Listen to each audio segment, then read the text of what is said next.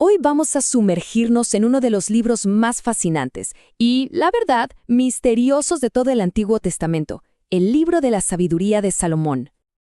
A ver, en el corazón del libro de la sabiduría hay una serie de acertijos, y aquí empieza lo bueno.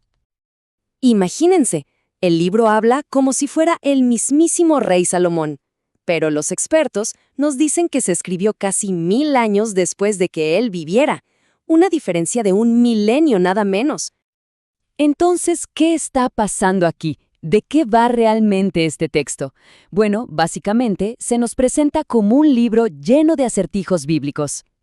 Y es que este libro nos plantea varias paradojas que, la verdad, lo hacen único en todo el Antiguo Testamento. Por ejemplo, y esto es clave, se supone que es parte de la tradición hebrea, ¿no?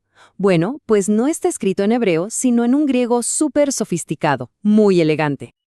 Para empezar a descifrar todos estos misterios, tenemos que hacer un viaje en el tiempo. Y nuestro destino es un lugar clave, la antigua ciudad de Alejandría. Piensen en ella como una verdadera encrucijada de culturas. Es que por siglos, Alejandría fue el centro neurálgico del mundo helenístico. O sea, imagínense un lugar vibrante, un verdadero crisol de culturas, de ideas y, claro, el hogar de la legendaria, la famosísima Gran Biblioteca.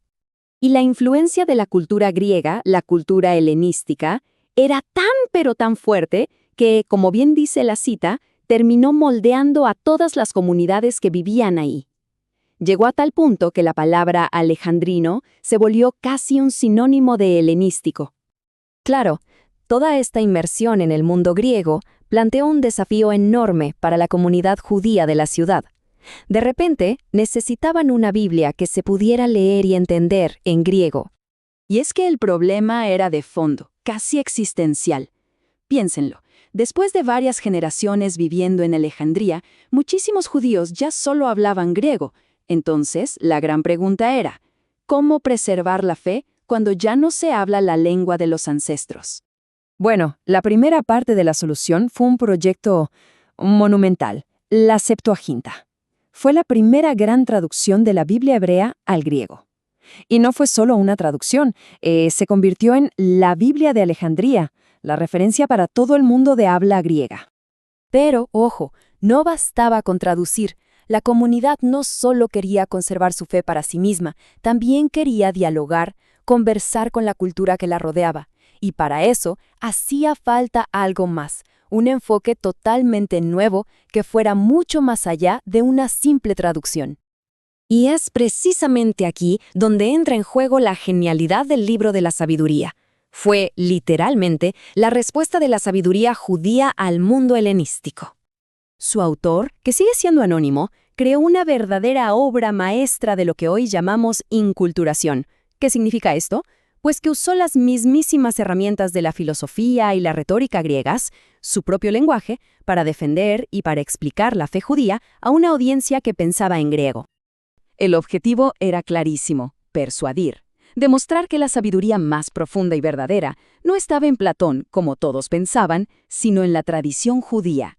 Y todo esto contado en un lenguaje que cualquier griego educado pudiera no solo entender, sino también respetar. Ok, entonces, ¿cuál es el mensaje de fondo de este argumento tan sofisticado? Pues se reduce a una confrontación directa, un choque de trenes entre la justicia y la maldad. El libro nos pone sobre la mesa un conflicto central, una lucha que es, en realidad, atemporal, entre dos formas completamente opuestas de ver el mundo. Por un lado está el justo, que busca vivir de acuerdo con la voluntad de Dios, y por el otro, el impío, el que cree que esta vida es todo lo que hay, y que básicamente hace un pacto con la muerte. Y la gran promesa del libro, como lo resume perfectamente esta cita, es que la justicia es inmortal, que nos lleva a la vida eterna. Y esto en su momento fue un concepto totalmente revolucionario para el pensamiento judío, que hasta entonces no tenía una idea tan clara o desarrollada sobre la vida después de la muerte. Todo este diálogo entre culturas, esta evolución de las ideas, nos lleva a la importancia final y duradera de este libro, su papel como un puente entre dos mundos. Entonces, podemos ver al libro de la sabiduría como un puente cultural fundamental por 3 razones. Primero, porque logró preservar la tradición judía en un idioma y una cultura completamente nuevos. Segundo, porque se atrevió a dialogar con la filosofía griega desde la fe bíblica. Y tercero, y esto es importantísimo, porque aportó conceptos y un vocabulario que serían clave para el cristianismo que estaba a punto de nacer. Y al final, este libro nos deja con una pregunta profundísima que resuena hasta hoy. ¿En qué condiciones, hasta qué límites y sobre todo a qué precio es posible pertenecer a dos culturas? Una pregunta que, si lo pensamos, es tan relevante en nuestro mundo globalizado como lo fue hace más de 2000 años en la antigua Alejandría.